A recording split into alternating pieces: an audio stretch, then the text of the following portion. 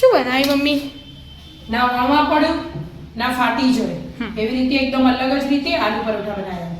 ઓહો જો મસ્ત બનાવ્યા આલુ પરોઠા તો. ઓહ બેટર બનાવીને બનાવ્યા. બેટર બનાવ્યા. બરાબર. જો તેલ વગર બનાવે ને તો એ થઈ જાય. કેવી રીતે બનાવ્યા? હેડ શીખવાડું તઈ હેડો. એનું આજે આપણે આલુ પરોઠા બનાવવાના પણ એકદમ અલગ જ રીતે. ના વણવાના કે વણતો ફાટી જાય એનું ટેન્શન અને ના ના લોટ બાંધવાનું લોટ બાંધવાનું ટેન્શન. એવી રીતે અલગ જ રીતે આલુ પરોઠા બનાવવાના. ઘઉંનો લોટ લઈ લીધો 2 વાટકી. એમાં બાફેલા બટાકા 4 બટાકા લીધા તમે એ એડ કરી દીધા. છીણી લીધા આપણે. છીણી લીધા એટલે અંદર એક ડુંગળી એડ કરી દીધી. ઝીણી સમારી. એમાં મરચા અને આદુની પેસ્ટ એડ કરી દીધી. તલ એડ કરી દીધા. ચીલી ફ્લેક્સ એડ કરી દીધા. શેકેલા જીરાનો પાવડર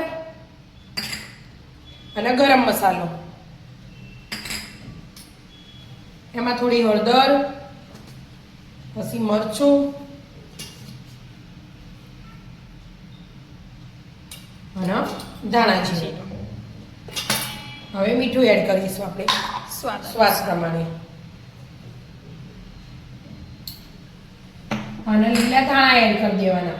આપણને ગમતા હોય એટલા થોડા વધુ. આપણે તો થોડા વધારે જ એટલે હવે એમાં થોડુંક પાણી રેડવાનું. 1 ગ્લાસ પાણી એટલું હું રેડ દઉં. એક આખો ગ્લાસ. બરાબર. અને બધું મિક્સ કરી દેવાનું. ચમચીથી પેલાથી કરો જઈને ચમચીથી કરવાનું પહેલા શરૂઆતમાં.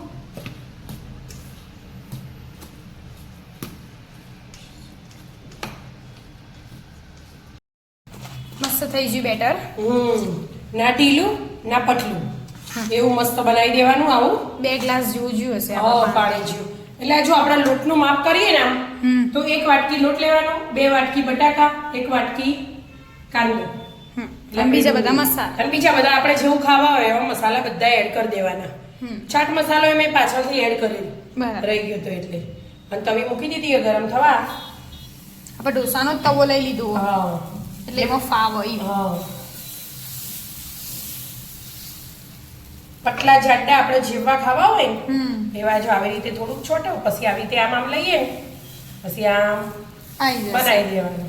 આપણને જેવો શેપ જોવો ગોળ બનાવવાનો. જાડા પતલા જેવા જોવું એવા આપણી રીતે બનાવવાના.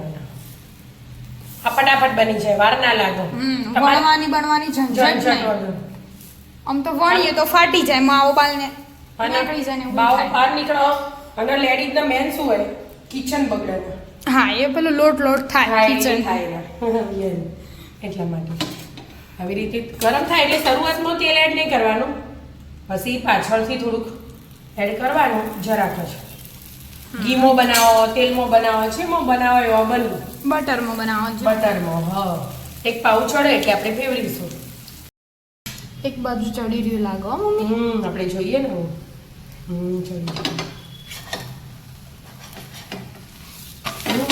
ચડી મસ્ત થઈ ગયો ને. હવે ફરીથી થોડું તેલ એડ કરી દેવાનું. જે તેલ ઓછું ખાતા હોય એમને નહીં એડ કરવાની, એમને મેં ચડી જાય. નોનસ્ટિકનો તવો હોય ને એટલે તો ટેસ્ટ તો એવો જ લાગે. ટેસ્ટ તો એવો જ લાગે, ખાવામાં મસ્ત. હવે ચડવા તો આ બાજુ મસ્ત બનાવી દઈએ એવી રીતે 2-3 બની ગયું છે. જો વાહ મસ્ત બની છે ને. મસ્ત મજાનો આલુ પરોઠો એકદમ અલગ જ રીતે બનીને તૈયાર થઈ ગયો. બસ આવી રીતે 2-3 બનાવી દઈએ. બની છે મમ્મી? હો બેટા જો બની છે ને. એકદમ મસ્ત ક્રિસ્પી, એકદમ ટેસ્ટી. બરાબર. લેડો આવી જાઓ મિત્રો, મસ્ત મજાના અલગ જ રીતે બનાવેલા આલુ પરોઠા ખાવા. મિત્રો અમારા વિડીયો ગમતા હોય તો લાઈક, શેર અને સબસ્ક્રાઇબ કરજો. રાધે રાધે.